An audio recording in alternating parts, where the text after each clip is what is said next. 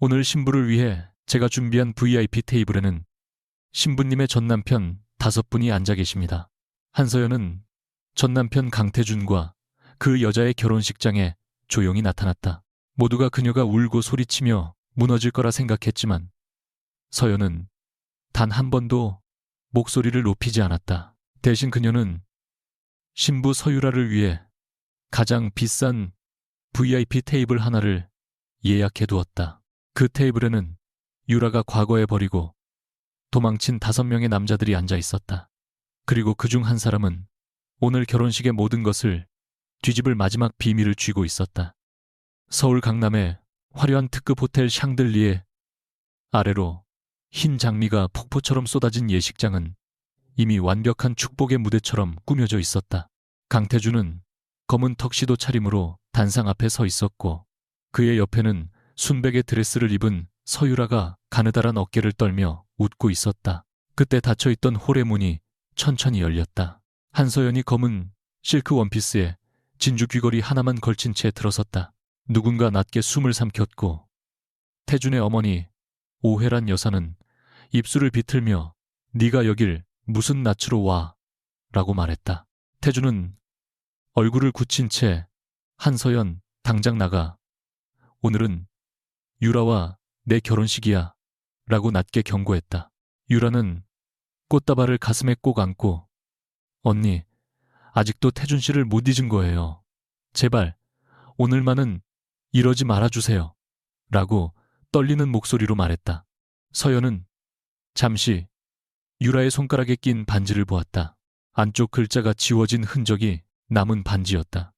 그녀는 고개를 들고 아주 차분히 말했다. 걱정 마세요. 저는 싸우러 온 게 아닙니다. 오늘 신부를 위해 제가 준비한 VIP 테이블에는 신부님의 전남편 5분이 앉아 계십니다. 그 한마디가 떨어지는 순간 예식장의 공기는 유리처럼 금이 같다. 하객석 뒤편에 마련된 원형 테이블 위에는 금색 이름표 5개가 놓여 있었고 지금까지 등을 돌리고 앉아있던 남자들이 하나둘 얼굴을 들었다. 첫 번째 남자는 중년의 갤러리 대표였고 두 번째는 부산의 호텔 상속자였으며 세 번째는 박료의 스타트업 대표였다. 네 번째 남자는 유명 로펌의 전직 파트너였고 5번째 자리에는 아직 고개를 숙인 남자가 앉아 있었다. 태준은 믿을 수 없다는 듯 서연을 노려보며 지금 무슨 짓을 하는 거야? 네가 아무리 비참해도 이렇게까지 해야 해. 라고 말했다. 서연은 그의 분노를 피하지 않았다. 비참했던 건 맞아요. 하지만 오늘 여기서 비참해져야 할 사람은 제가 아닙니다. 유라는 새하얗게 질린 얼굴로 거짓말이에요. 저 사람들 모르는 사람들이에요. 서연 언니가 돈을 주고 데려온 거예요. 라고 외쳤다. 오혜란 여사는 자리에서 벌떡 일어나 우리 집안을 웃음거리로 만들 셈이니 우리 집안을 소희가 주는 라고 소리쳤고 서연은 사모님 집안을 웃음거리로 만든 사람은 제가 아니라 오늘 새 며느리로 맞으려던 분입니다. 라고 대답했다. 강태준은 단상에서 내려와 서연 앞을 막아섰다. 2년 전 이혼 도장을 찍던 날과 같은 눈빛이었다. 차갑고 피곤하고 이미 결론을 내린 사람의 눈빛. 그는 한때 그 눈으로 서연에게 사랑한다고 말했지만 마지막에는 그 눈으로 그녀를 죄인처럼 바라보았다. 너는 결국 돈이 목적이었지. 위자료가 부족했어. 아니면 내가 행복한 꼴을 보는 게 그렇게 싫었어. 태준이 낮게 물었다. 서연의 손끝이 아주 잠깐 굳었지만 그녀는 웃지 않았다. 울지도 않았다. 내가 당신에게 바란 건 돈이 아니었어요. 적어도 한 번쯤은 내 말을 들어주는 거였죠. 그때 유라가 태준의 팔을 붙잡고 그의 품으로 기댔다. 태준 씨 무서워요. 아기도 놀라요. 우리 아기한테 안 좋아요. 그 말에 하객석 일부가 술렁였다. 임신. 그것은 태준이 이 결혼을 밀어붙인 가장 큰 이유였고 강씨 집안이 유라를 서둘러 받아들인 명분이었다.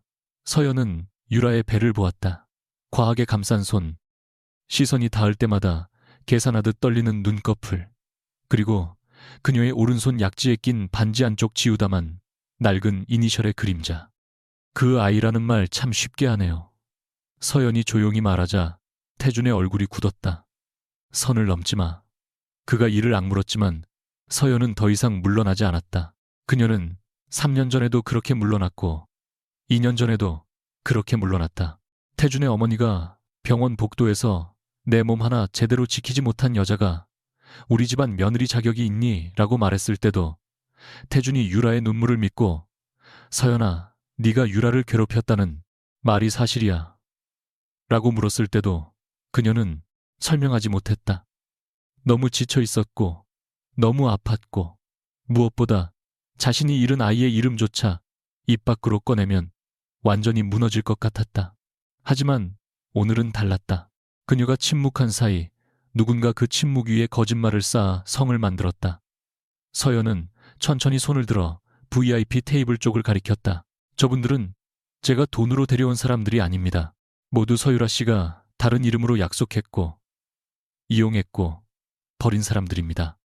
오늘 축의금을 받기 전에 적어도 신랑 가족은 신부의 이력서 정도는 확인하셔야죠. 유라의 얼굴에서 연약한 미소가 사라지는 데는 한순간이면 충분했다. 그러나 그녀는 곧 다시 눈물을 만들어냈다. 그것이 그녀의 가장 강한 무기라는 것을 서연은 이미 알고 있었다. 유라는 가느다란 목소리로 언니가 저를 미워하는 건 알아요.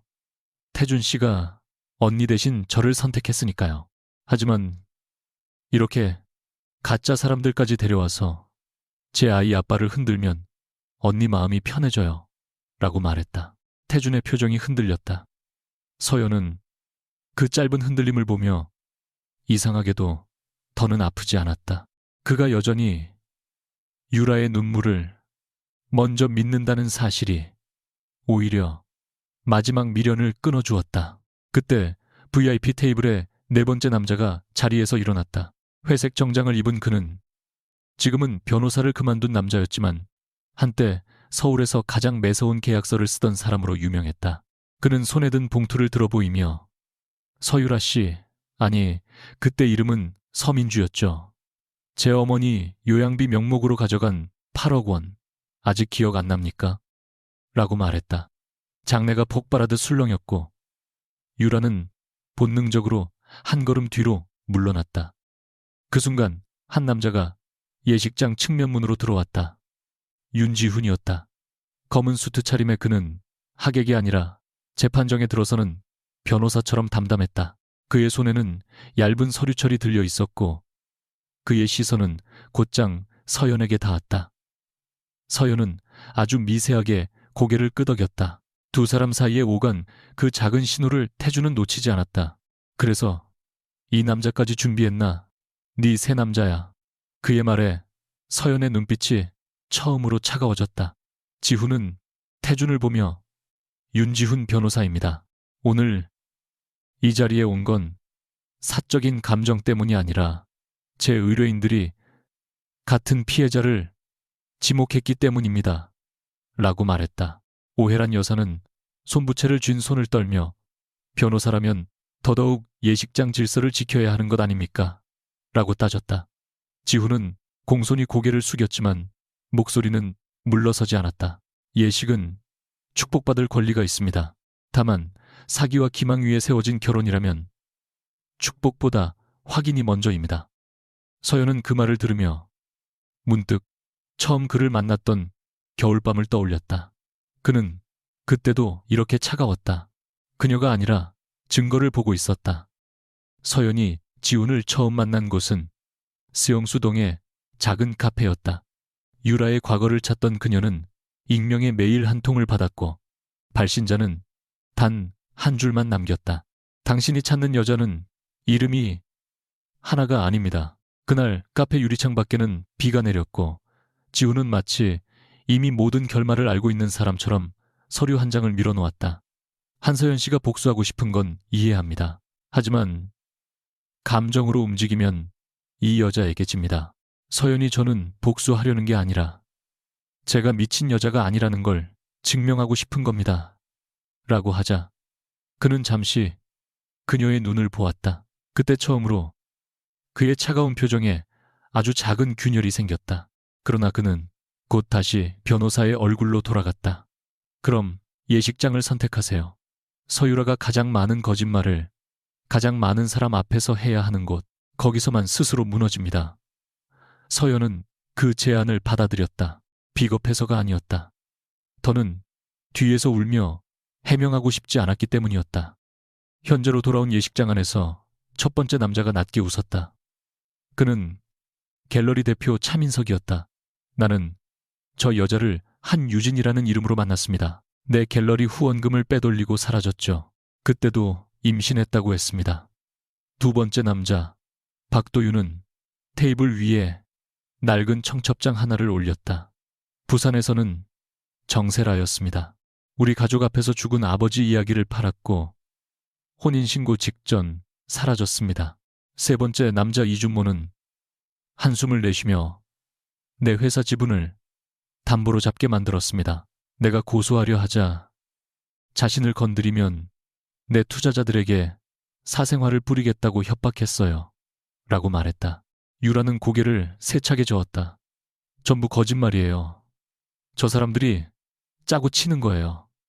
태준 씨, 저 좀 믿어주세요. 태준은 그녀의 손을 잡고 있었지만 손가락 힘이 조금씩 풀리고 있었다. 그가 처음으로 유라의 얼굴을 제대로 보았다. 울고 있는데도 눈물보다 계산이 빠른 얼굴. 서연이 오래전부터 혼자 보아왔던 바로 그 얼굴이었다.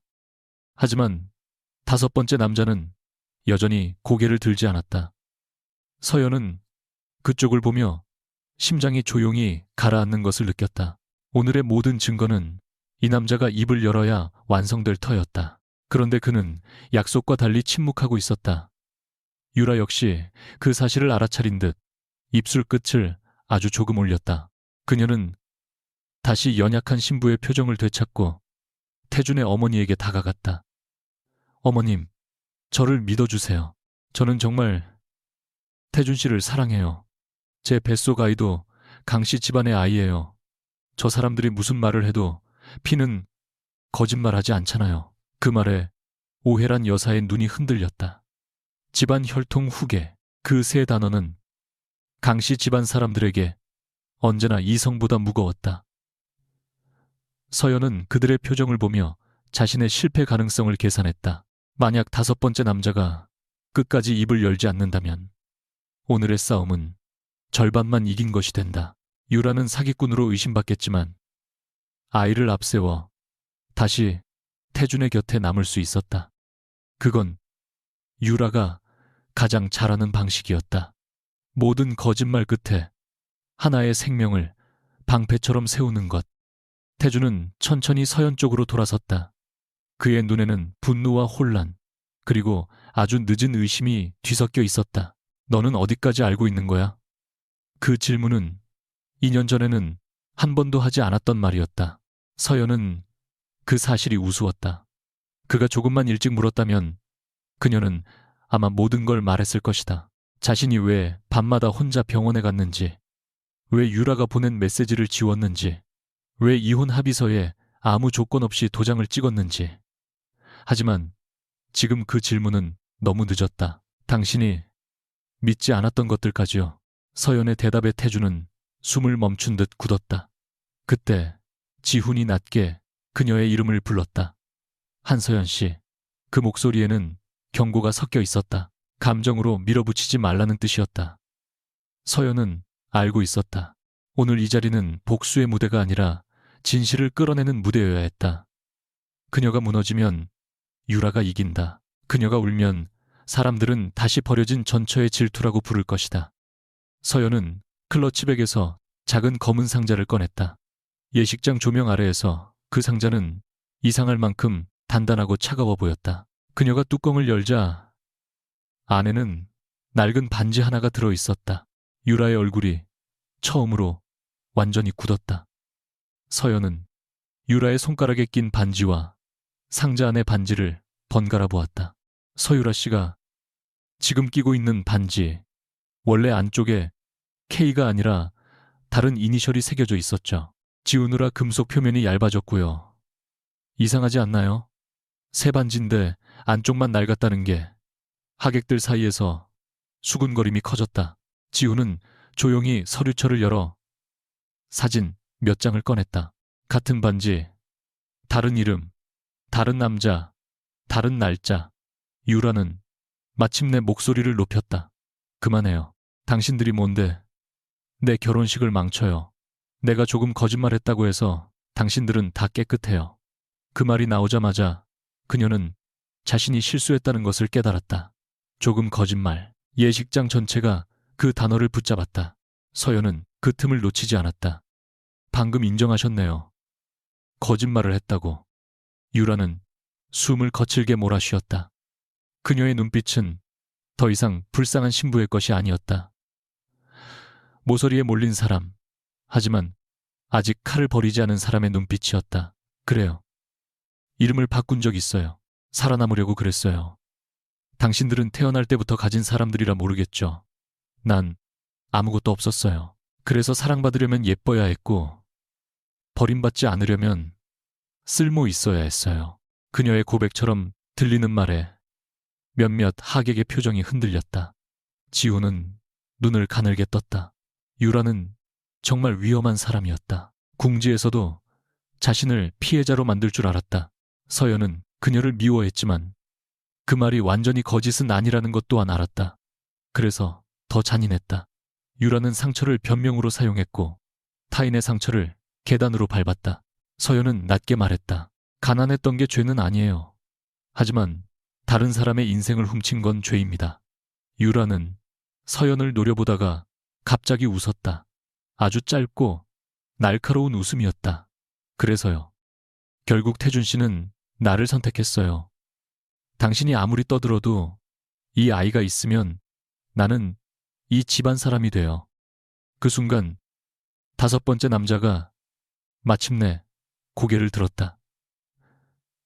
그는 서연이 예상했던 것보다 훨씬 지쳐 보였다. 창백한 얼굴, 떨리는 손, 그리고 유라를 보는 눈에는 분노보다 두려움이 더 깊었다. 그의 이름은 권도하. 한때 유라가 가장 오래 머물렀던 남자였고 지훈이 끝까지 찾지 못했던 마지막 조각이었다. 도하는 물잔을 내려놓으며 쉰 목소리로 말했다. 유라야, 아직도 그 아이가 강태준 씨 아이라고 말하고 다니니 장내가 얼어붙었다. 태준의 손에서 유라의 손이 완전히 빠져나갔다. 유라는 입술을 떨며 오빠, 지금 무슨 말 하려고 그래. 우리 끝난 지 오래됐잖아 라고 속삭였다. 도하는 고개를 저었다. 끝난 건 네가 사라진 날이지.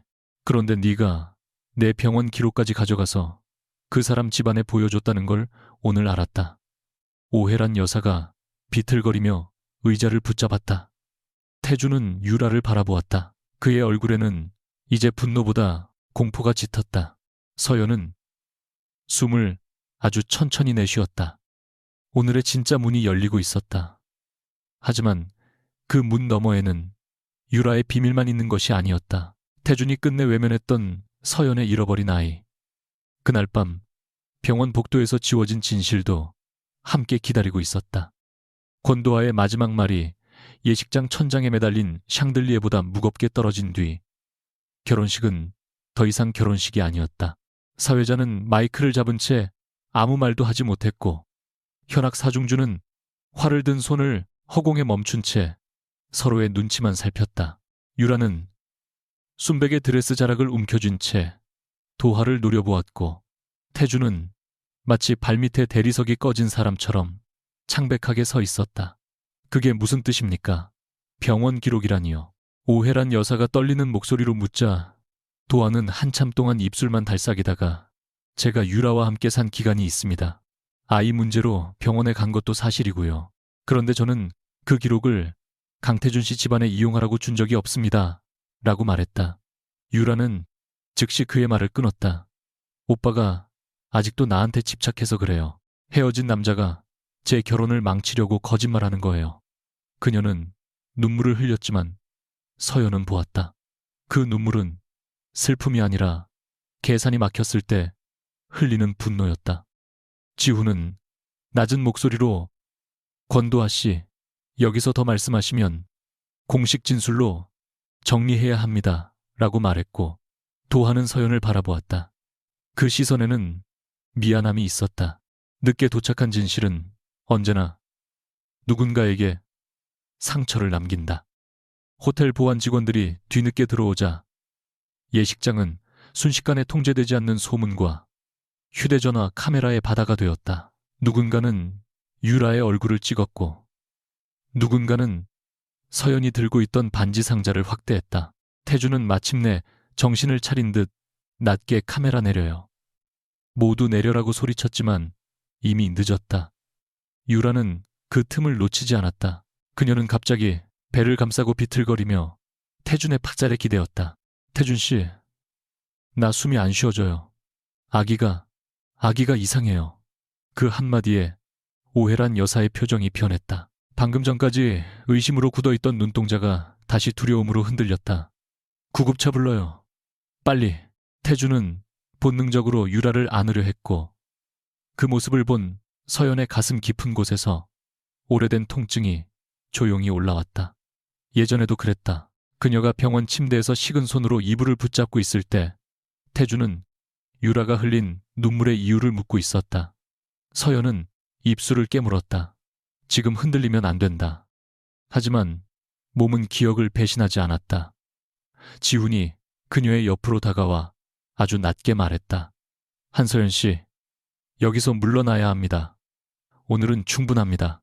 서연은 그를 보지 않은 채 대답했다. 충분한 건 없어요. 늘 조금 부족해서 제가 미친 여자가 됐으니까요. 결국 결혼식은 중단되었다. 유라는 호텔 뒤편 통로를 통해 태준과 오해란 여사에게 둘러싸여 나갔고 5명의 남자들은 서로 다른 표정으로 남겨졌다. 분노한 사람, 후회하는 사람, 아직도 유라의 이름 앞에서 약해지는 사람. 서연은 그들을 차례로 바라보며 자신이 오늘 무슨 일을 했는지 뒤늦게 실감했다. 한 여자의 거짓말을 폭로하기 위해 5 남자의 상처를 다시 꺼냈고 자신의 상처 또한 세상 앞에 놓았다. 지우는 호텔 측 법무 담당자와 짧게 대화한 뒤 서연에게 돌아왔다. 기자들이 이미 로비에 몰렸습니다. 지금 정문으로 나가면 질문을 피하기 어렵습니다. 서연은 검은 상자를 닫으며 피할 생각 없습니다. 라고 말했다. 지훈의 눈썹이 미세하게 움직였다. 지금 감정으로 인터뷰하면 유라가 원하는 그림이 됩니다. 버려진 전처가 임신한 신부를 공격했다는 그림. 서연은 그 말에 웃음 비슷한 숨을 내쉬었다. 변호사님은 참 쉽게 말하네요. 제 감정은 늘 증거를 망치는 방해물 같죠. 지우는 잠시 침묵했다. 그의 차가운 얼굴에 아주 짧게 후회가 스쳤지만 그는 곧 다시 단단한 목소리로 말했다. 아닙니다. 감정이 아니라 타이밍을 지키자는 뜻입니다. 오늘은 시작일 뿐입니다. 그날 밤 서울의 모든 포털 사이트 실시간 검색어에는 강태준의 이름보다 서유라의 이름이 먼저 올랐다. 하지만 제목들은 서연이 기대했던 방향으로만 흐르지 않았다. 전 남편 5명의 등장, 사라진 이름의 반지, 임신한 신부의 실신, 재벌가 결혼식 난동. 기사들은 진실을 궁금해하기보다 자극적인 장면을 먼저 골랐다. 더 끔찍한 것은 익명의 게시물이었다. 한서연이 위자료에 불만을 품고 전 남편 결혼식에 사람을 고용했다는 글이 올라왔고 누군가는 그녀가 결혼 생활 내내 아이를 갖지 못해 강씨 집안에서 쫓겨났다고 썼다. 서연은 자신의 아파트 거실에 앉아 태블릿 화면을 바라보다가 결국 전원을 껐다. 집안은 지나치게 조용했다. 이혼 후 그녀가 겨우 마련한 작은 한강변 오피스텔은 깨끗했지만 살고 있다는 느낌보다 버티고 있다는 느낌이 강했다. 전화가 울렸다. 강태준이었다. 서연은 한참 바라보다가 받았다. 네가 올린 거야. 태준의 첫 마디는 사과도 질문도 아니었다. 서연은 눈을 감았다가 떴다. 여전히 당신은 나를 먼저 의심하네요. 태준은 숨을 삼켰다. 유라가 쓰러졌어. 병원에 있어. 아이 상태는 아직 확인 중이고 어머니는 충격으로 누워 계셔. 너는 지금 만족해. 서연은 아주 조용히 말했다. 내가 병원에 있었을 때 당신도 나한테 그렇게 물었어야 했어요. 전화 너머가 침묵으로 얼어붙었다. 태주는 그 말을 알아들었지만 완전히 이해하지는 못한 사람처럼 오래 숨만 쉬었다. 그때 일은 이미 끝난 일이야. 그가 겨우 내뱉자 서연의 손가락이 차가워졌다. 끝난 일. 인물이두가 이가 끝난 일.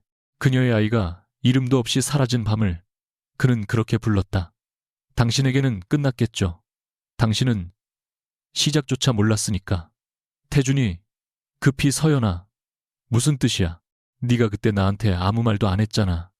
라고 말했지만 그 변명은 너무 익숙해서 더는 아프지도 않았다. 말하려 했어요. 그런데 당신은 유라 씨가 울었다는 이유로 내 말을 끊었죠. 서연은 전화를 끊었다. 곧바로 또 전화가 울렸지만 받지 않았다. 그녀는 욕실 거울 앞에 섰다. 얼굴은 평온해 보였다. 눈물도 없었다. 그러나 눈 밑의 피로와 입술 끝에 굳은 선은 숨길 수 없었다. 그때 초인종이 울렸다. 서연은 인터폰 화면을 보고 잠시 멈췄다. 윤지훈이 서 있었다. 검은 코트를 입은 그는 밤 공기만큼 차가운 표정이었다. 서연은 문을 열며 말했다.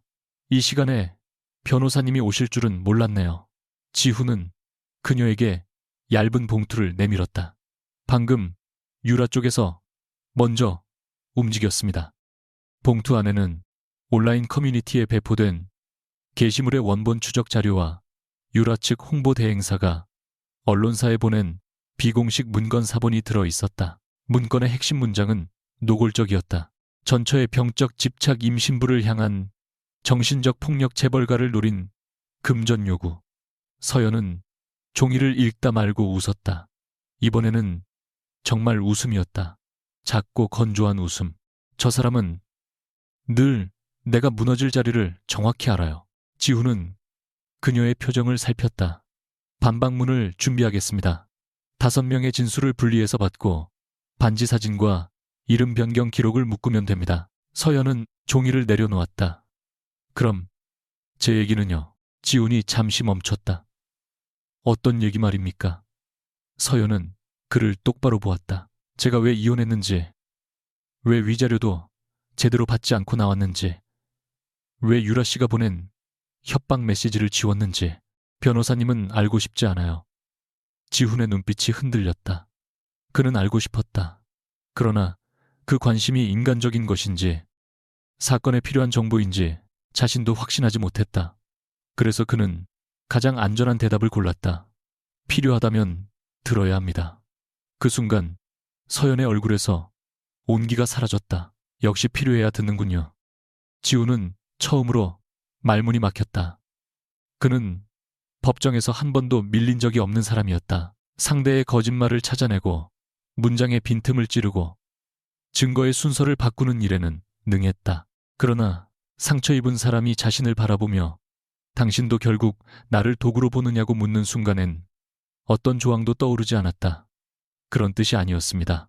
그가 낮게 말하자 서연은 창가로 걸어가 한강 위에 흩어진 불빛을 바라보았다. 저는 오늘 유라를 무너뜨리고 싶었던 게 아니에요. 적어도 처음에는요. 그냥 내 이야기가 내 입으로 말해지길 바랐어요. 그런데 오늘도 사람들은 제가 질투해서 미쳤다고 말하죠. 지우는 그녀의 뒷모습을 보며 이상한 불편함을 느꼈다.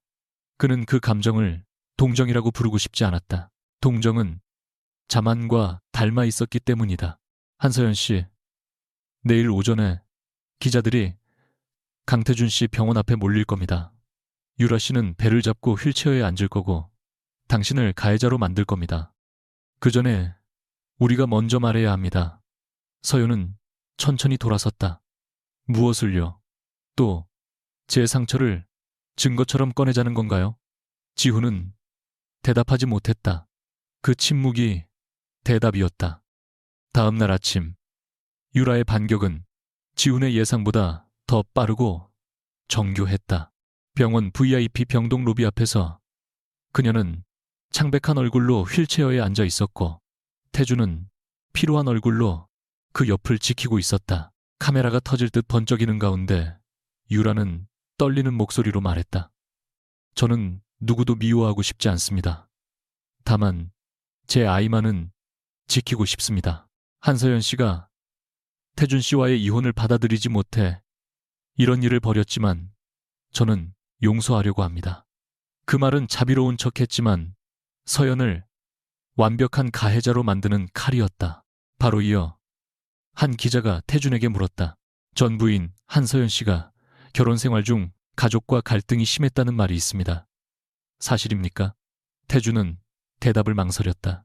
그 짧은 망설임만으로도 기사는 완성될 수 있었다. 유라는 고개를 숙인 채 눈물 한 방울을 떨어뜨렸다. 그러나 그 순간 병원 건너편 차 안에서 모든 장면을 지켜보던 서연은 전화기를 꺼내 들었다. 지훈의 번호가 화면에 떠 있었다. 봤죠? 그녀가 말했다. 지훈의 목소리는 낮았다. 봤습니다. 유라 씨는 피해자 프레임을 완성했습니다. 서연은 유리창 너머에 태준을 바라보았다. 그럼 이제 제 방식대로 할게요. 서연의 방식은 기자회견이 아니었다. 그녀는 곧바로 5남자 중 가장 먼저 진술을 약속했던 차민석을 찾아갔다. 청담동의 갤러리는 아직 개장 전이었고 흰 벽에는 팔리지 않은 그림들이 조용히 걸려 있었다. 차민석은 커피잔을 내려놓으며 나는 어제 충분히 말했습니다. 더 엮이고 싶지 않습니다. 라고 선을 그었다. 서연은 그의 맞은편에 앉아 반지 사진을 꺼내지 않았다. 돈 이야기도 하지 않았다. 대신 말했다. 대표님이 잃은 돈을 돌려받는 것보다 더 두려운 건 그때 속았던 자신을 다시 보는 일이겠죠. 차민석의 얼굴이 굳었다. 무례하군요. 서연은 고개를 숙였다. 죄송합니다. 하지만 저도 압니다. 저도 제가 바보였다는 말을 듣는 게 가장 무서웠으니까요. 긴 침묵 끝에 차민석은 창밖을 보았다. 그 여자는 내가 외로워한다는 걸 알았습니다. 돈 많은 늙은 남자가 아니라 아내가 죽은 뒤 아무도 집에 불을 켜두지 않는 남자라는 걸요. 그래서 속았습니다. 그의 목소리는 작았지만 처음으로 진짜였다. 서연은 그제야 녹음기를 꺼냈다. 대표님을 망신 주려는 게 아닙니다. 유라 씨가 사람의 약점을 어떻게 이용했는지 보여주려는 겁니다. 그날 오후 지훈의 사무실에서는 4명의 진술서가 순서대로 정리되었다. 돈의 액수도 이름도 장소도 달랐지만 방식은 같았다. 유라는 상대가 가장 숨기고 싶은 결핍을 찾아냈고 사랑이나 임신이나 가족이라는 단어로 그것을 감쌌다. 문제는 여전히 권도하였다. 그는 병원 기록 이야기를 꺼냈지만 정식 진술을 거부했다. 지훈은 책상 위에 놓인 빈 서명란을 내려다보며 말했다. 권도하 씨가 빠지면 임신 관련 의혹은 추정에 머뭅니다. 유라 씨는 그 틈으로 빠져나갈 겁니다. 서연은 창가에 서서 손톱 끝을 눌렀다. 그녀의 나쁜 습관이었다. 불안할 때마다 손톱을 눌러 통증으로 생각을 정리했다. 지훈은 그것을 보고도 모른 척하려 했지만 결국 말했다. 손 다칩니다. 서연은 손을 내렸다. 변호사님은 참 이상해요. 사람 마음은 증거로만 보면서 손톱은 신경 쓰네요. 지훈은 대답 대신 서류 한 장을 건넸다. 권도하 씨가 마지막으로 일했던 곳입니다. 인천의 작은 재활병원. 유라 씨가 그에게서 무엇을 빼앗았는지 알아야 합니다. 서연은 서류를 받았다. 그 순간 2 사람의 손끝이 아주 짧게 닿았다. 차갑다고 생각했던 지훈의 손이 의외로 따뜻했다. 인천으로 향하는 차 안에서 서연은 창밖을 오래 바라보았다. 회색 건물과 바다 냄새가 섞인 도로가 스쳐 지나갔다. 지훈은 운전석에서 아무 말 없이 길만 보았다. 침묵이 불편하지 않은 사람처럼 보였지만 사실 그는 몇 번이나 말을 고르고 있었다. 결국 그가 먼저 입을 열었다. 어제 제가 잘못 말했습니다. 필요하면 듣겠다는 말. 서연은 고개를 돌리지 않았다. 사과인가요? 지훈은 잠시 숨을 고른 뒤 네, 사과입니다 라고 말했다. 예상보다 담백한 대답에 서연은 그를 바라보았다.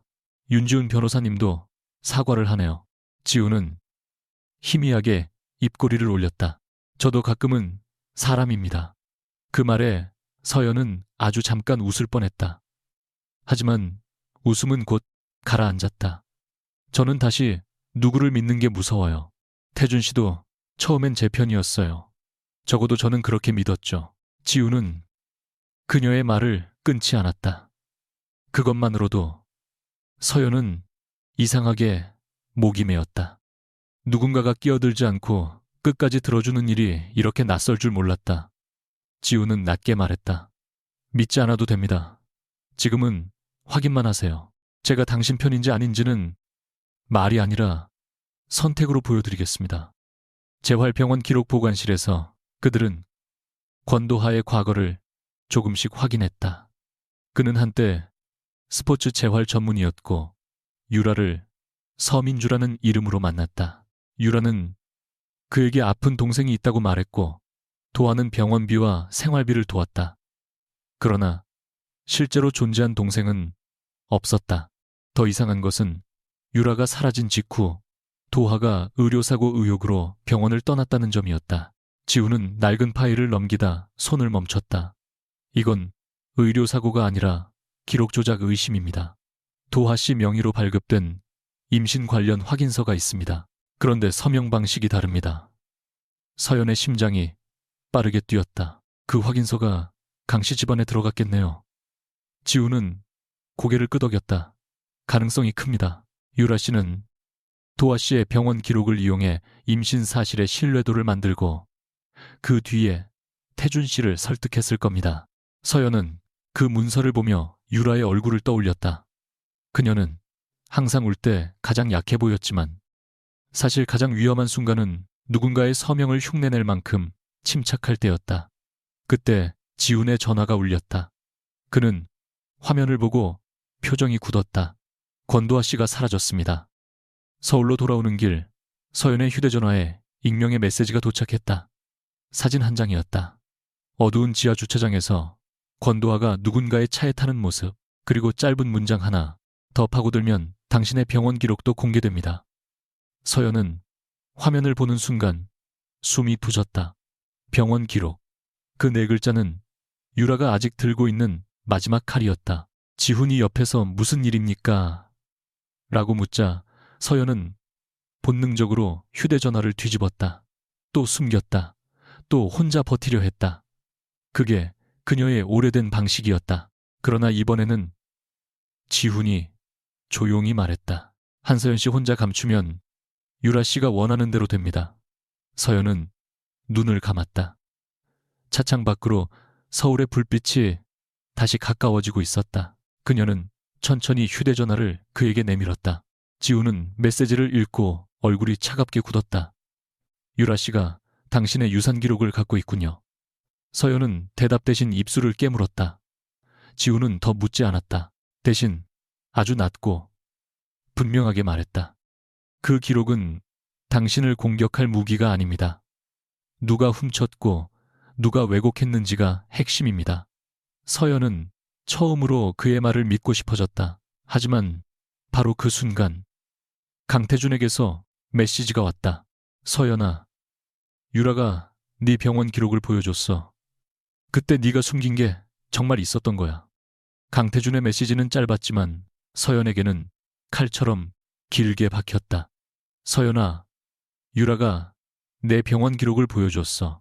그때 네가 숨긴 게 정말 있었던 거야. 그녀는 화면을 오래 바라보다가 손가락에 힘이 빠져 휴대전화를 무릎 위에 떨어뜨렸다. 지훈은 운전대를 잡은 채 곁눈질로 그녀의 얼굴을 확인했다. 답하지 마십시오. 지금은 어떤 말도 유라 씨에게 이용될 수 있습니다. 그의 목소리는 침착했지만 서연에게는 그 침착함마저 차갑게 들렸다. 그녀는 천천히 휴대전화를 다시 집어들었다. 2년 동안 한 번도 묻지 않던 사람이 이제 와서 묻네요. 내가 정말 숨긴 게 있었냐고. 지우는 차를 갓길에 세웠다. 한강대교 너머로 밤의 서울이 무심하게 반짝이고 있었다. 한서연 씨, 그 기록이 공개되면 당신이 먼저 다칩니다. 제가 다치는 건 중요해요. 아니면 사건이 복잡해지는 게 문제예요. 지우는 바로 대답하지 못했다. 그 짧은 침묵이 두 사람 사이에 어둡게 내려앉았다. 서연은 창밖을 보며 말했다. 그날 병원에서도 모두가 이렇게 말했어요. 조용히 하라고. 집안 망신된다고. 내가 아픈 것보다 누가 책임질지가 더 중요하다고. 다음 날 아침 유라의 두 번째 반격은 더 잔인했다. 익명의 온라인 게시판에 한서연의 병원 방문 날짜와 일부 진료 기록을 짜깁기한 글이 올라왔다. 제목은 자극적이었다. 재벌가 전 며느리 임신 사실 숨기고 이혼 보상금 요구. 글 속에는 사실과 거짓이 교묘하게 섞여 있었다.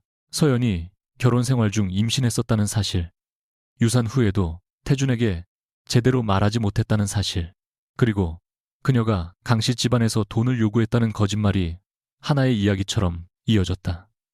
사람들은 빠르게 판단했다. 어떤 사람은 불쌍하다고 했고, 어떤 사람은 그래서 결혼식장에서 미친 짓을 했냐고 조롱했다. 서연은 지훈의 사무실 회의실에서 그 글을 읽었다. 손끝이 차가웠지만 표정은 이상할 만큼 무표정했다. 지훈은 변호사 몇 명에게 지시를 내리며 유출 경로부터 확인하세요. 병원 내부인지 강태준 씨 측인지 서유라 씨가 과거에 확보한 자료인지 나눠야 합니다라고 말했다. 서연은 그를 바라보다가 조용히 물었다. 제 아이는 이제 사건 이름이 됐네요. 회의실이 한순간 조용해졌다. 지훈은 서류를 내려놓았다. 그렇게 만들지 않겠습니다. 그러나 서연은 이미 알고 있었다. 한 번 세상에 던져진 상처는 주인의 허락 없이 사람들의 입속에서 모양을 바꾼다. 강태준은 그날 오후 지훈의 사무실 앞으로 찾아왔다. 비서가 막아섰지만 그는 물러서지 않았다.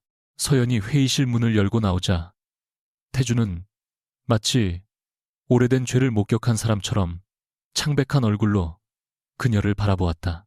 정말이었어. 그의 첫마디에 서연은 숨을 삼켰다. 수많은 말을 상상했지만 결국 그는 또 자신이 믿고 싶은 부분부터 물었다. 뭐가요?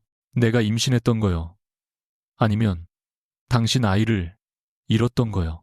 태준의 눈동자가 크게 흔들렸다. 그는 한 걸음 다가오며 왜 말 안 했어? 왜 나한테 숨겼어? 라고 물었다. 서연은 그 말에 처음으로 목소리가 떨렸다. 말하려 했어요. 당신 회사 로비에서 기다렸고 병원에서 전화했고 당신 집 앞에서도 기다렸어요. 그런데 당신은 늘 유라 씨 옆에 있었죠. 그녀가 나 때문에 불안하다고 울면 당신은 내 전화를 끊었어요. 태준은 입술을 떼지 못했다. 그제야 기억의 조각들이 늦게 맞춰지는 듯했다. 비 오는 밤 서연에게서 온 부재중 전화 5통. 병원 이름이 찍힌 문자를 보자마자 지워버렸던 순간 유라가 떨리는 손으로 자신을 붙잡으며 서연이 무섭다고 말하던 얼굴. 태준은 낮게 나는 몰랐어 라고 말했다. 서연은 지친 눈으로 그를 보았다. 모르는 것도 선택이에요. 당신은 나를 믿지 않기로 선택했어요. 그때 복도 끝에서 유라가 나타났다. 병원에 있어야 할 사람이 웨딩드레스 대신 연한 베이지색 원피스를 입고 태준의 어머니가 보낸 기사와 함께 서 있었다. 그녀는 서연과 태준을 번갈아 보며 눈물을 머금었다. 태준 씨, 여기서 뭐해요? 또 서연 언니 말만 듣고 나를 의심하는 거예요. 태준은 곧바로 대답하지 않았다. 그 작은 침묵이 유라의 눈빛을 날카롭게 만들었다. 그녀는 서연에게 다가와 낮은 목소리로 말했다. 언니는 왜 항상 끝난 얘기를 붙잡아요? 아이를 잃은 건 안 됐지만 그걸로 내 아이까지 의심할 권리는 없잖아요. 서연의 뺨이 하얗게 질렸다. 지훈이 앞으로 나서려 했지만 서연이 손을 들어 막았다. 서유라 씨, 내 기록 어디서 났어요? 유라는 눈을 크게 뜨고 상처받은 표정을 만들었다. 저는 몰라요. 누가 보냈겠죠. 언니가 그동안 숨긴 게 많으니까. 태준이 처음으로 낮고 단단하게 말했다. 유라야, 네가 보여줬잖아. 어제 병원에서. 유라의 얼굴이 아주 짧게 굳었다. 그러나 그녀는 곧 태준의 소매를 잡고 나는 당신이 또 속을까봐 걱정돼서 그랬어요. 서연 언니가 우리 사이를 갈라놓으려고 하니까 라고 속삭였다. 태주는 그 손을 바라보았다. 예전 같으면 바로 잡아주었을 손이었다. 하지만 이번에는 움직이지 않았다. 서연은 그 장면을 보고도 이상하게 승리감을 느끼지 못했다. 태준이 흔들리는 것은 너무 늦은 벌 같았고 유라가 몰리는 것은 너무 오래 기다린 진실 같았지만 그 사이에 놓인 자신의 아이는 돌아오지 않았다. 지훈은 유라를 향해 차분히 말했다. 서유라 씨 유출된 병원 기록의 원본이 어디에서 나온 건지 확인되면 개인정보 침해와 명예훼손 문제로 이어질 수 있습니다. 지금이라도 출처를 밝히는 게 좋습니다. 유라는 코웃음을 쳤다. 역시 변호사님은 겁주는 데 능하시네요. 그런데 한서연 씨가 피해자인 척하는 동안 제가 받은 상처는 누가 봐주죠? 전 늘 가진 사람들 앞에서 무릎 꿇고 살아야 했어요. 그러다 겨우 태준 씨를 만났고 이제 제 아이에게 안전한 집을 주려는 것뿐이에요. 지우는 눈빛을 좁혔다. 안전한 집을 원했다면 타인의 신분과 기록을 훔치지 말았어야죠. 유라는 잠시 아무 말도 하지 않다가 서연에게 가까이 다가왔다. 그녀의 입술은 웃고 있었지만 목소리는 얼음 같았다. 언니가 계속 파고들면 다음에는 유산 기록만으로 끝나지 않을 거예요. 강씨 집안이 언니를 왜 내보냈는지 사람들이 더 자세히 알게 될 테니까. 유라가 떠난 뒤 회의실 안의 공기는 한동안 움직이지 않았다. 태주는 무언가 말하려 했지만 서연은 그를 보지 않았다. 돌아가요. 당신이 지금 해야 할 건 나한테 사과하는 게 아니라 당신 옆에 있는 사람이 누구인지 확인하는 거예요. 태주는 낮게 서연아, 내가 정말 몰랐어. 그때 네가 그렇게 힘든 줄 알았다면 이라고 말했지만 서연은 고개를 저었다. 알았다면 뭐가 달라졌을까요? 당신은 어머니와 집안과 유라 씨 눈물 사이에서 또 나를 기다리게 했을 거예요. 태주는 아무 말도 하지 못했다. 그는 처음으로 자신이 잃은 것이 아내뿐만이 아니라는 것을 깨달았다. 믿을 기회, 물어볼 기회, 손을 잡을 기회, 모두 이미 지나갔다. 그가 떠난 뒤 지훈은 서연에게 물 한 잔을 건넸다. 괜찮습니까? 서연은 잔을 받지 않았다. 괜찮냐는 말 오늘 처음 듣네요. 지훈은 낮게 숨을 내쉬었다. 기록을 방어적으로만 다루면 유라 씨에게 계속 끌려갑니다. 우리가 먼저 맥락을 설명해야 합니다. 서연의 눈빛이 싸늘해졌다. 그 말은 결국 제 유산을 공개하자는 뜻이죠. 지훈은 고개를 들었다. 선택은 당신이 합니다. 하지만 숨기기만 하면 저쪽이 더 잔인한 방식으로 공개할 겁니다. 그 말은 틀리지 않았다. 그래서 더 아팠다. 서연은 지훈을 똑바로 보며 천천히 말했다. 변호사님은 제가 어떤 마음으로 그 기록을 덮었는지 알아요. 아이가 사라진 날 저는 이름도 못 지어줬어요. 태준 씨는 회의 중이었고 어머님은 집안 체면을 말했고 유라 씨는 나한테 메시지를 보냈어요. 내가 태준 씨를 괴롭게 만든다고. 그 밤이 끝나고 저는 이혼 서류에 도장 찍었어요. 말하면 붙잡을까봐가 아니라 아무도 들어주지 않을 걸 알아서요. 지훈의 얼굴에서 법률가의 표정이 조금씩 사라졌다. 그는 조심스럽게 물었다. 그 메시지 아직 있습니까? 서연은 고개를 저었다. 지웠어요. 내가 미워질까봐, 내가 그 여자처럼 될까봐, 매일 들여다보며 저주할까봐. 지훈은 그제야 서연의 가장 큰 약점을 이해했다. 그녀는 약해서 침묵한 것이 아니었다. 무너진 자신을 스스로 무서워해서 침묵했다. 그러나 그는 동시에 그 침묵이 유라에게 얼마나 완벽한 빈틈이 되었는지도 알았다. 그럼 다른 흔적을 찾아야 합니다. 병원 방문 기록, 통화 내역, 호텔 CCTV, 당시 운전기사 진술, 감정이 아니라 시간표로 증명해야 합니다. 서연은 지친 듯 웃었다. 또 증명이네요. 지우는 낮게 말했다. 이번에는 당신이 미쳤지 않았다는 증명입니다. 그러나 지훈은 그날 밤 선택을 잘못했다.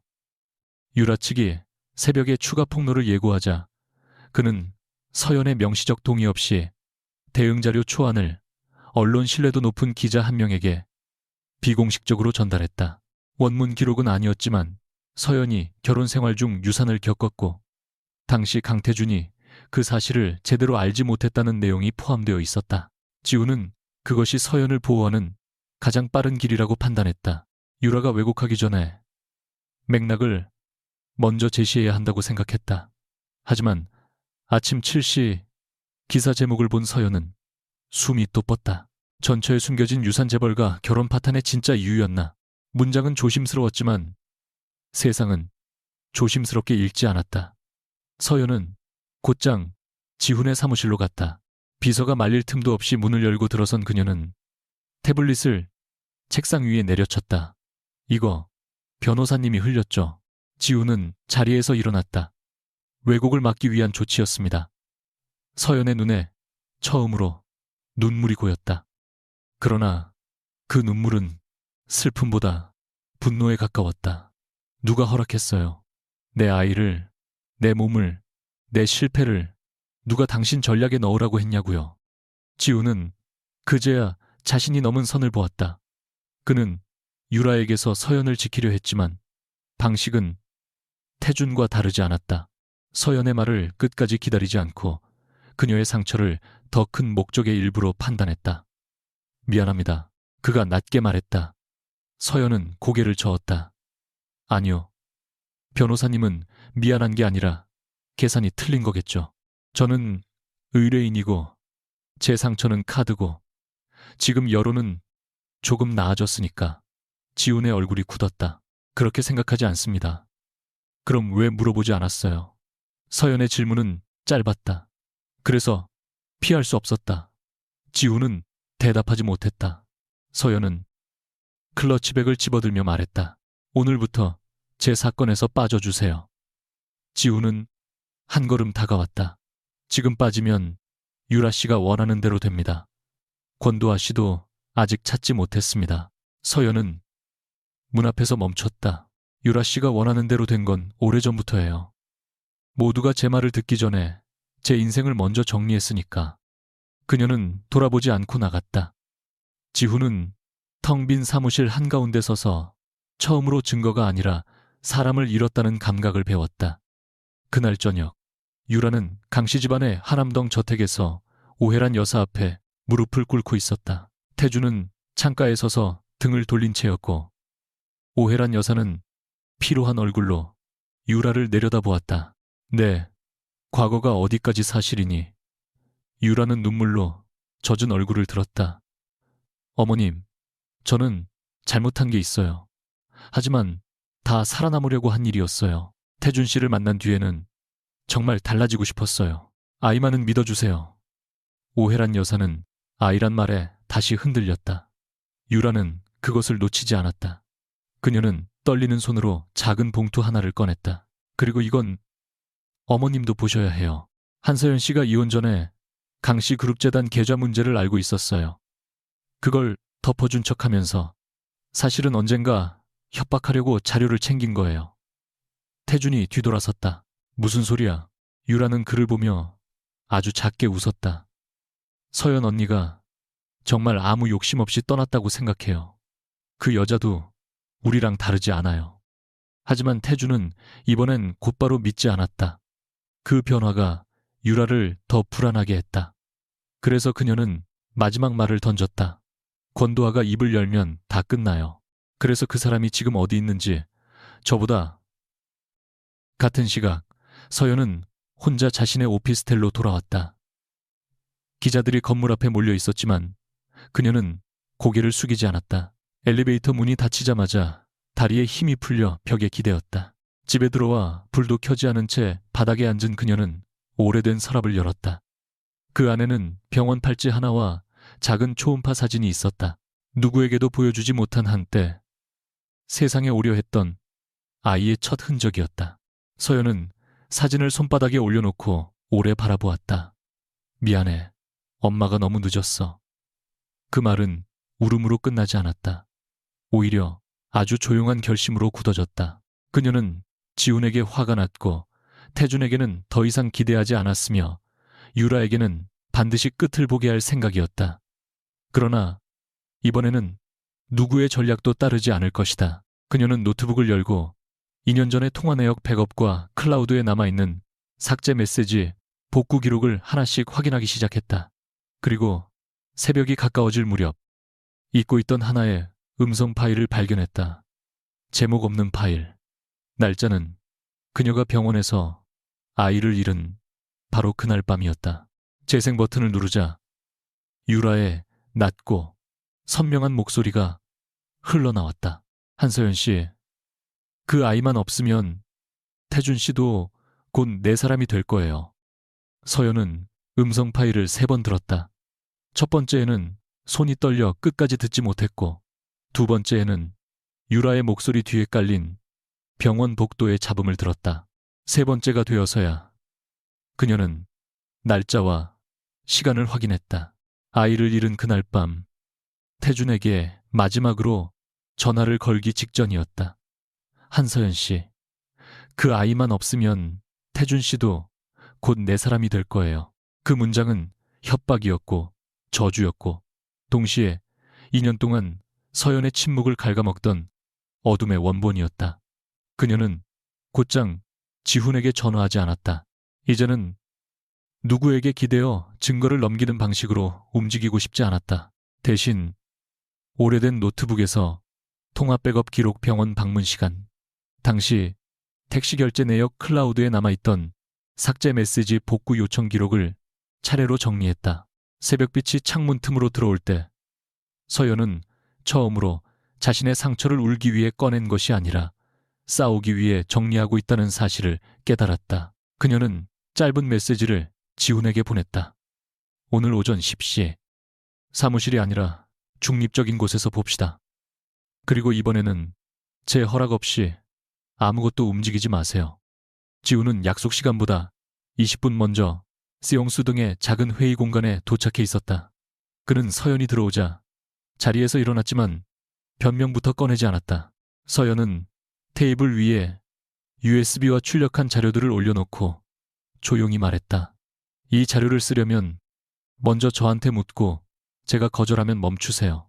지훈은 고개를 숙였다. 그렇게 하겠습니다. 어제 일은 제 판단이 아니라 제 오만이었습니다. 서연은 그의 얼굴을 오래 보았다.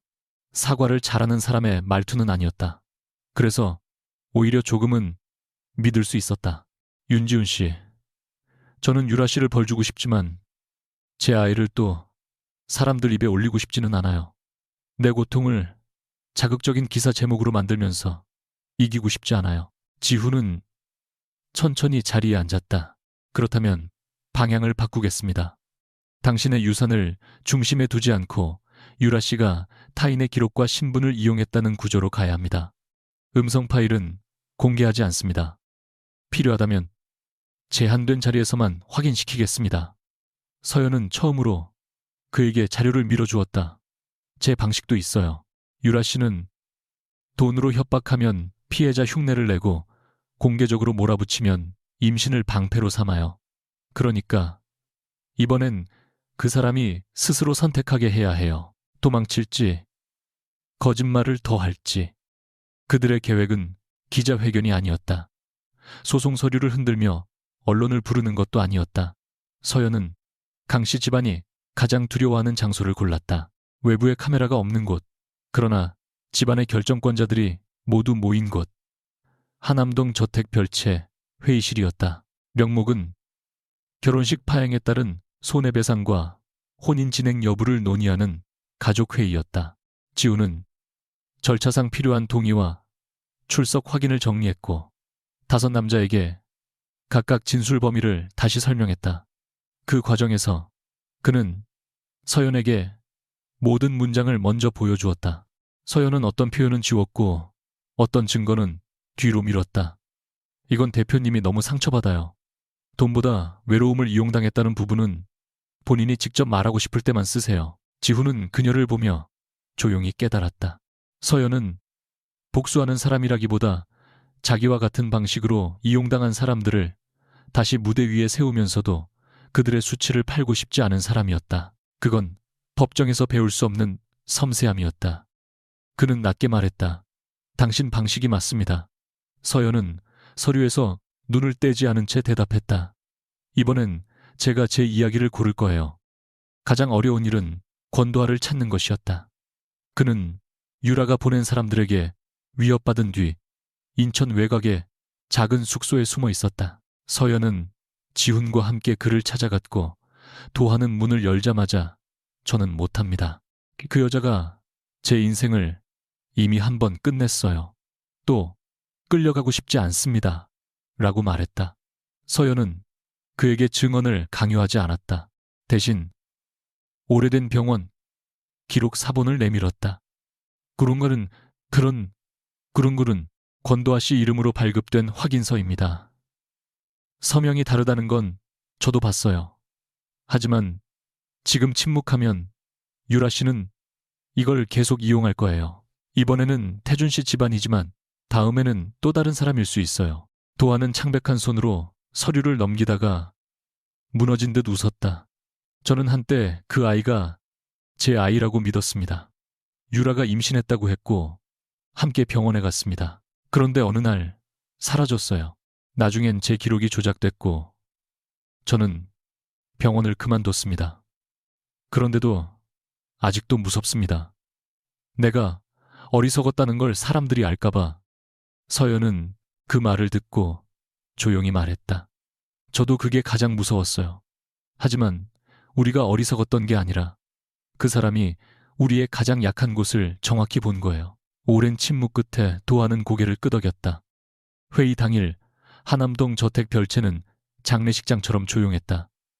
오회란 여사는 검은 정장을 입고 중앙에 앉았고 강씨 집안의 법무팀과 재단 관계자 몇 명이 벽 쪽에 자리했다.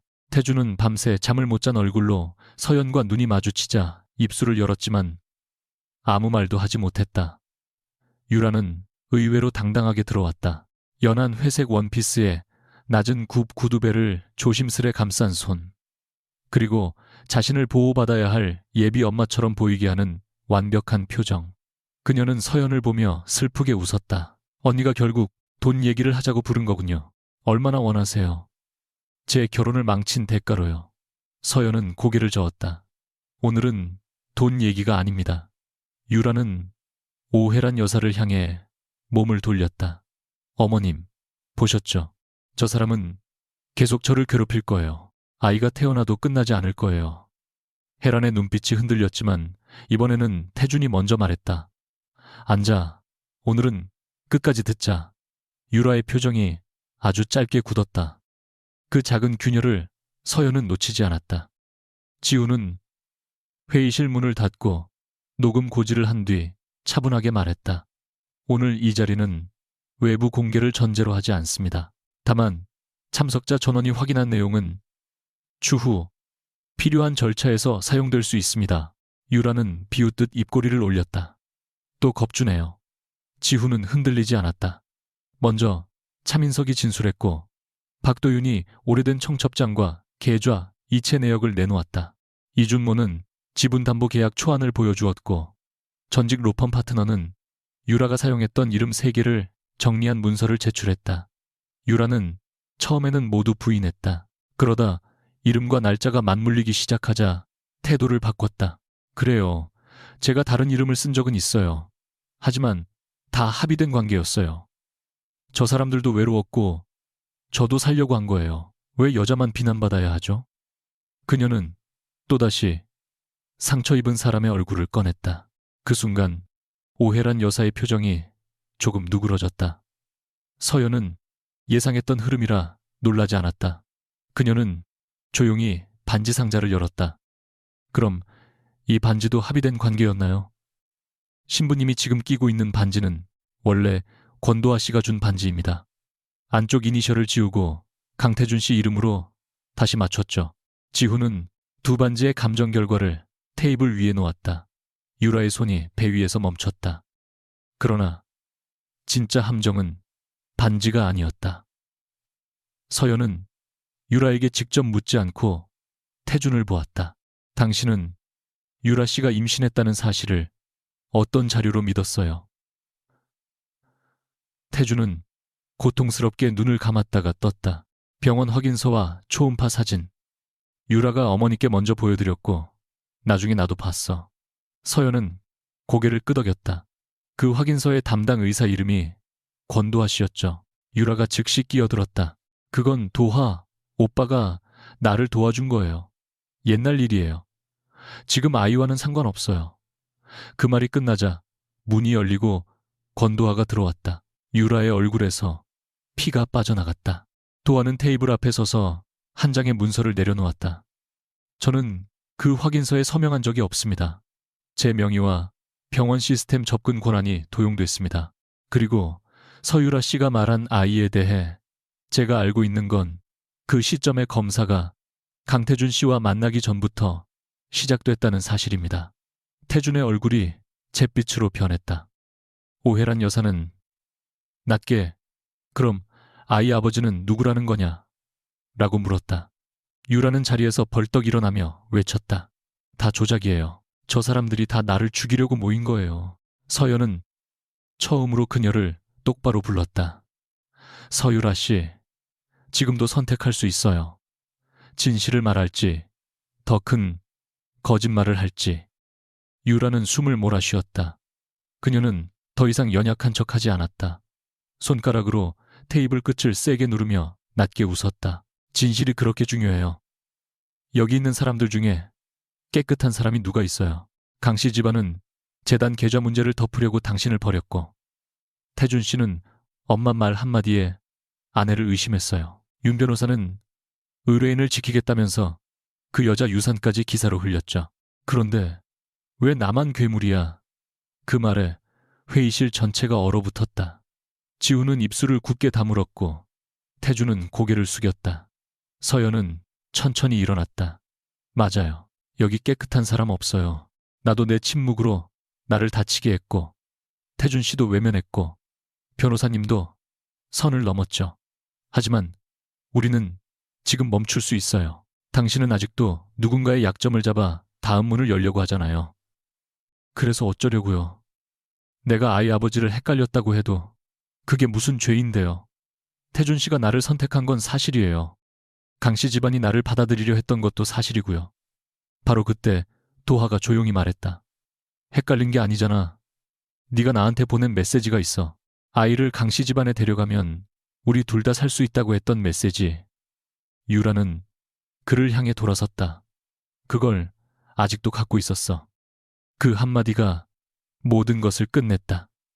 유라는 자신이 무엇을 인정했는지 깨닫자마자 입을 다물었지만 이미 늦었다. 회의실의 녹음기는 돌아가고 있었고 지훈은 서연을 바라보았다. 이번에는 그가 먼저 움직이지 않았다.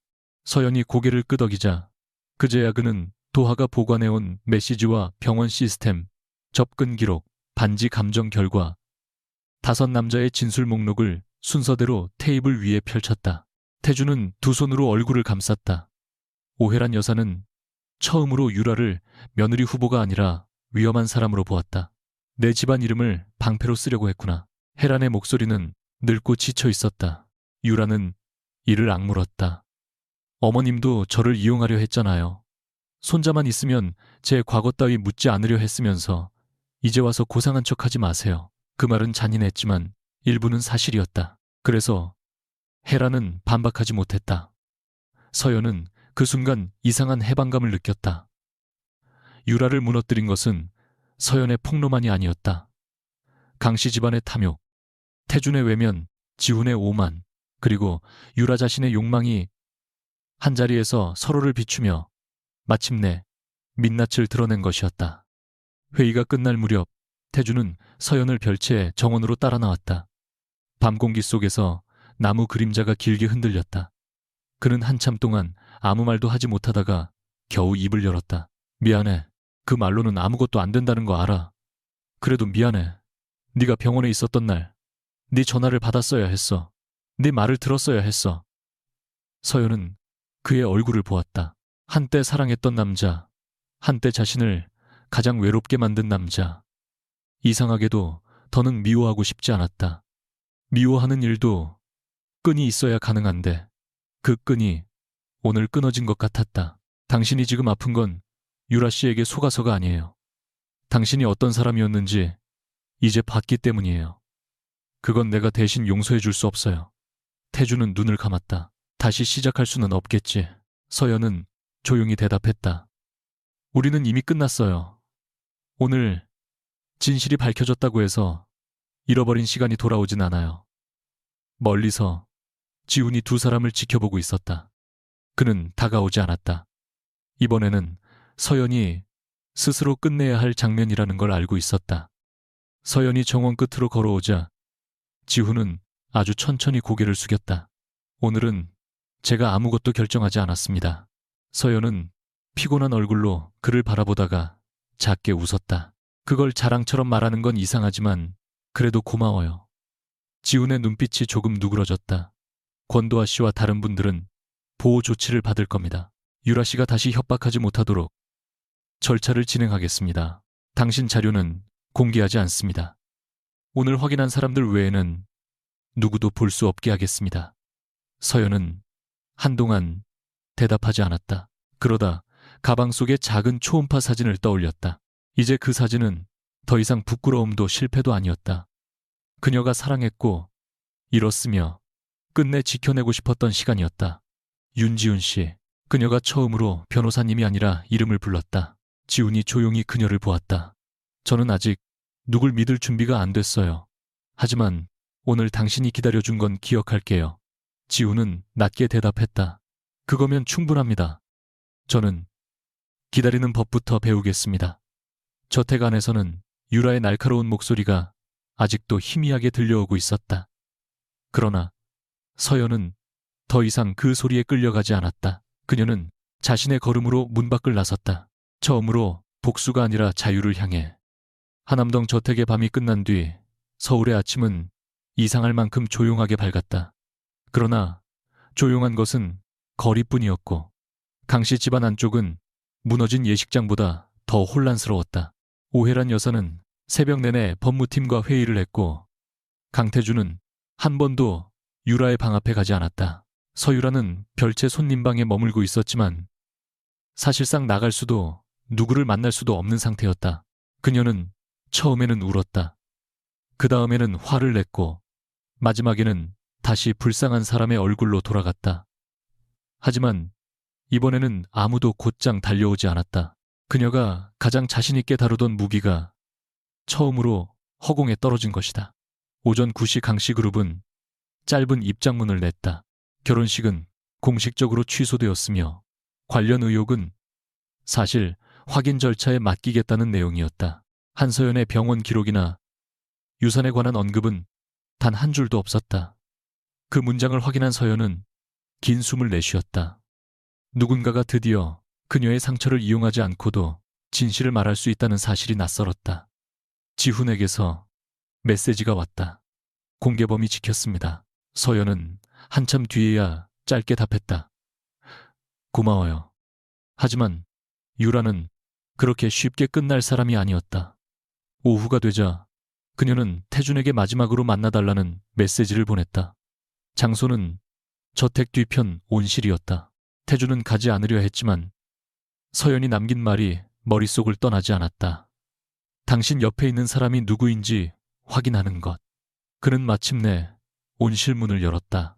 유라는 유리 천장 아래 서 있었다. 햇빛을 받은 얼굴은 여전히 아름다웠고 그 아름다움에는 오래 연습한 슬픔이 얹혀 있었다. 태준 씨, 정말 나를 이렇게 버릴 거예요? 그녀가 물었다. 태준은 멈춰서서 대답했다. 버린 게 아니야. 처음부터 내가 제대로 알고 선택한 적이 없었을 뿐이지. 유라는 웃었다. 그게 무슨 차이예요? 사람은 다 자기가 보고 싶은 것만 봐요. 당신도 내가 약하고 순한 여자인 걸 원했잖아요. 어머님도 손자만 있으면 됐고요. 한서연도 피해자라는 자리에서 내려오기 싫었을 뿐이에요. 태주는 예전 같으면 그 말에 반쯤은 믿었을지도 몰랐다. 하지만 지금은 달랐다. 서연은 적어도 누군가의 인생을 훔치지는 않았어. 유라의 눈빛이 차갑게 식었다. 그럼 당신은요? 당신은 그 여자 인생을 지켜줬어요. 그 질문 앞에서 태주는 아무 말도 하지 못했다. 유라는 그것을 보고 마지막으로 칼을 비틀었다. 나만 나쁜 사람이 되면 당신은 편하겠죠. 당신이 아내를 믿지 않았던 것도 어머니 말에 숨어서 도망친 것도 전부 내 탓으로 하면 되니까. 태주는 고개를 숙였다. 그 말에는 독이 있었지만 독 속에 사실도 있었다. 그는 이제 그것을 부정하지 않았다. 맞아. 내 책임도 있어. 그래서 더 이상 네 거짓말 뒤에 숨지 않을 거야. 그는 주머니에서 작은 녹음기를 꺼내지 않았다. 협박하지도 않았다. 그저 한 걸음 물러서며 말했다. 유라야, 네가 겪은 가난과 모욕이 네 죄를 사라지게 하지는 않아. 하지만 네가 모든 걸 인정하고 멈추면 적어도 더 많은 사람을 다치게 하지는 않을 수 있어. 유라는 한참 그를 노려보다가 아주 낮게 말했다. 인정하면 누가 날 받아줘요. 그 순간 그녀의 얼굴에서 처음으로 가면 이 사라졌다. 거기에는 악녀가 아니라 끝없이 버림받을까 두려워하며 스스로를 괴물로 만든 여자가 있었다. 태주는 조용히 대답했다. 그건 네가 벌을 피해서가 아니라 벌을 견뎌낸 뒤에 생각해야 할 일이야. 유라는 웃지도 울지도 못한 채 무너져 내렸다. 그러나 그 무너짐이 누군가를 다시 조종할 수는 없었다. 며칠 뒤 유라와 관련된 여러 의혹은 차례로 절차에 넘겨졌다. 5남자는 각자의 방식으로 진술했고 권도하는 조작된 병원 확인서와 도용된 접근 기록에 대해 공식 진술을 남겼다.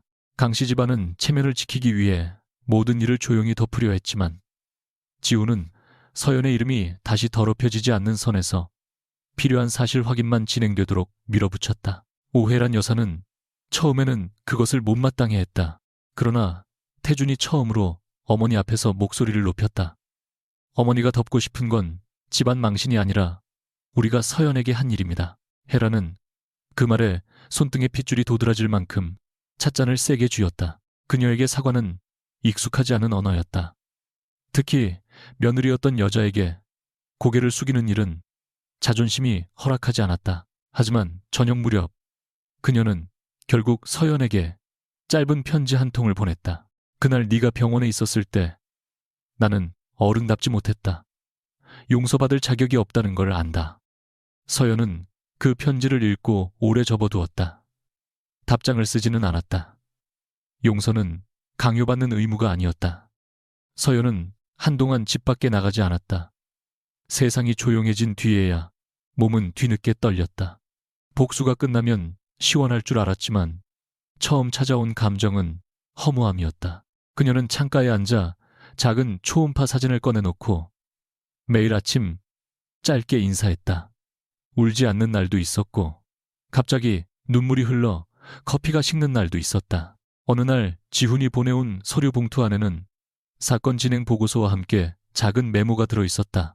더 이상 필요 없는 부분은 제가 지웠습니다. 남아있어야 할 진실만 남겼습니다. 서연은 그 문장을 오래 바라보다가 처음으로 그에게 먼저 전화했다. 윤지훈 씨, 커피 마실 시간 있어요. 전화 너머에서 짧은 침묵이 흘렀다. 그는 놀란 것 같았지만 곧 담담하게 대답했다. 있습니다. 없으면 만들겠습니다. 서연은 작게 웃었다. 그런 말은 좀 위험하네요.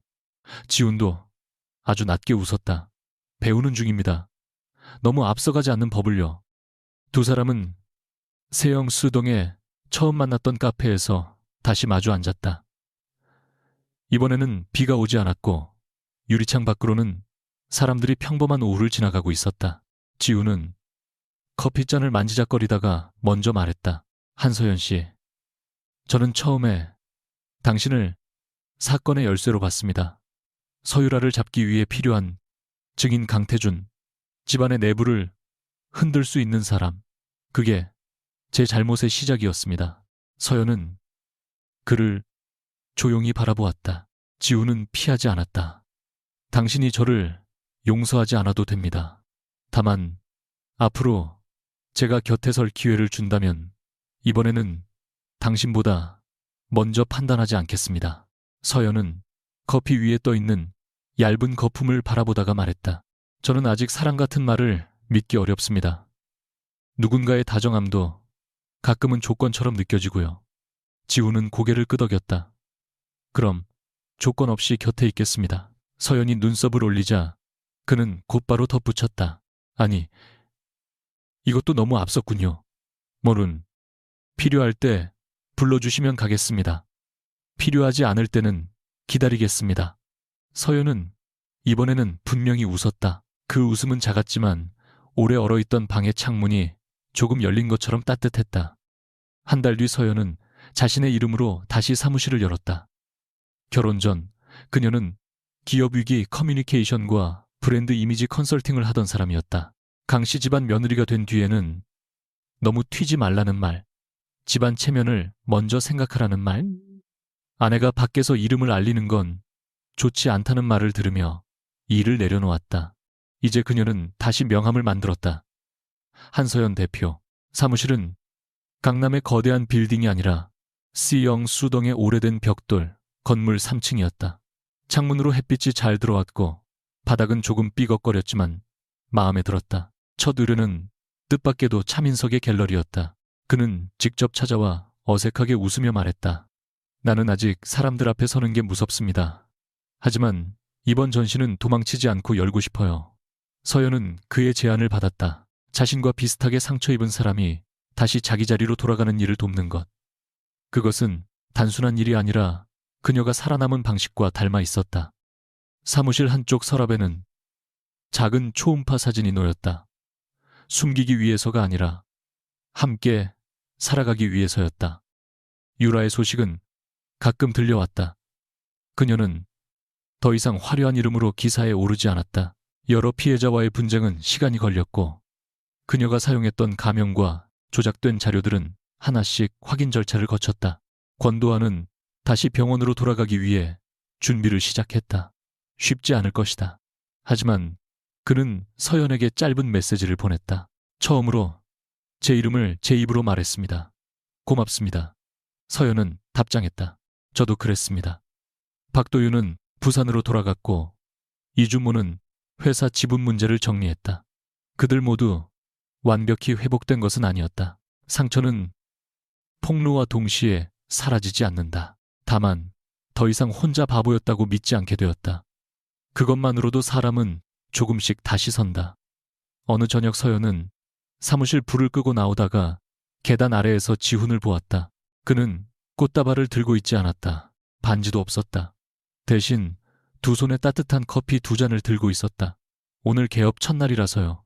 축하한다는 말만 하고 가려고 했습니다. 서연은 커피를 받아들었다. 정말 말만 하고 갈 수 있어요. 지훈은 잠시 생각하더니 솔직하게 말했다. 아니요. 그래도 물어볼 수는 있습니다. 같이 걸어도 됩니까?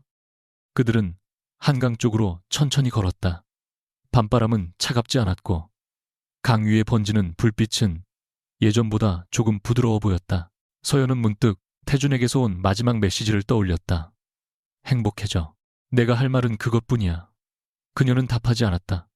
미움도 그리움도 후회도 더 이상 답장을 요구하지 않았다. 태준은 자신의 자리에서 책임을 배워야 했고 그녀는 자신의 자리에서 삶을 다시 배워야 했다. 이지우는 그녀와 나란히 걷되 너무 가까이 오지 않았다. 그 거리가 서연에게는 이상하게 편했다. 윤지훈 씨, 그녀가 불렀다. 네, 언젠가 제가 다시 믿는 법을 배우면 그때도 너무 늦지 않을까요? 지우는 그녀를 바라보았다. 대답을 서두르지 않는 얼굴이었다. 저는 빠른 사람이었는데 당신 때문에 기다리는 사람이 되고 있습니다. 그러니 늦지 않을 겁니다. 서연은 한강 너머의 불빛을 보며 조용히 웃었다. 사랑이 다시 시작된다고 단정하기에는 아직 이르다. 하지만 오늘 그녀는 도망치고 싶지 않았다. 그것이면 충분했다. 그녀는 커피잔을 쥔 손에 조금 힘을 주고 천천히 앞으로 걸었다.